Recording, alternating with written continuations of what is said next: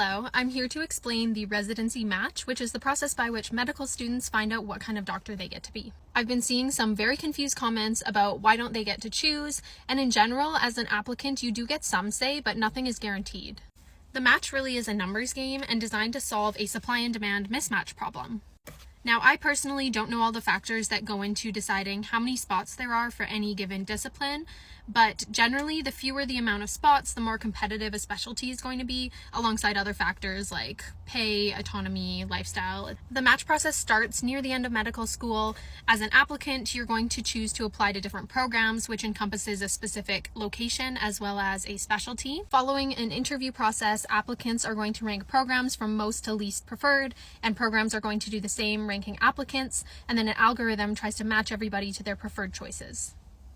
The culmination of all this is match day, where students get to find out where they get matched. Now, for someone who has applied to multiple different specialties, it looks a little bit different because not only do they find out where in the country they are training, they find out what kind of doctor they get to be.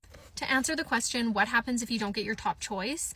Well, the match is a legally binding contractual agreement, and so the advice I've heard is do not rank a program in which you're not willing to train. Now, I'm sure it happens every year that someone didn't think they would get their 10th or 11th or 12th choice, and they do. There is some nuance in terms of switching programs, but in general, once you get matched, that's the kind of doctor you're going to be. To talk about this chart, there are certain subspecialties that you cannot apply for right away. So you see all the internal medicine ones here and all the pediatrics ones here.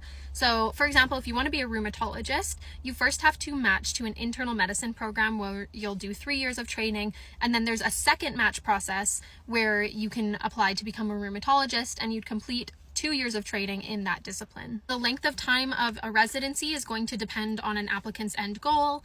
So family medicine in Canada tends to be 2 years with optional plus 1 years, versus a lot of the other programs are going to be 5 to 6 years roughly. If you don't match at all, which can happen for a number of different reasons, I want to stress this does not mean someone's going to be a bad doctor or are a bad applicant. Like I said, it's a numbers game, and so sometimes it's just about not having the right strategy. If someone finds themselves in that position, they can still become a resident that year, but they are going to be competing for all of the spots that have not been filled in that first iteration. This can obviously pose some challenges. For example, if you wanted to be an orthopedic surgeon, but all of those spots across the country were full, then the applicant needs to decide if they want to apply for a specialty or a different discipline that they weren't planning on, or maybe if they want to take a year off, do some research and other experience to make them a better applicant for next year. By now, you've gotten the sense that this is a very stressful process, and for some people, it's super exciting at the end of it, and for some people, it's very disappointing. So if you know a med student that has just gone through this, give them your support and let me know if you have any questions. Bye.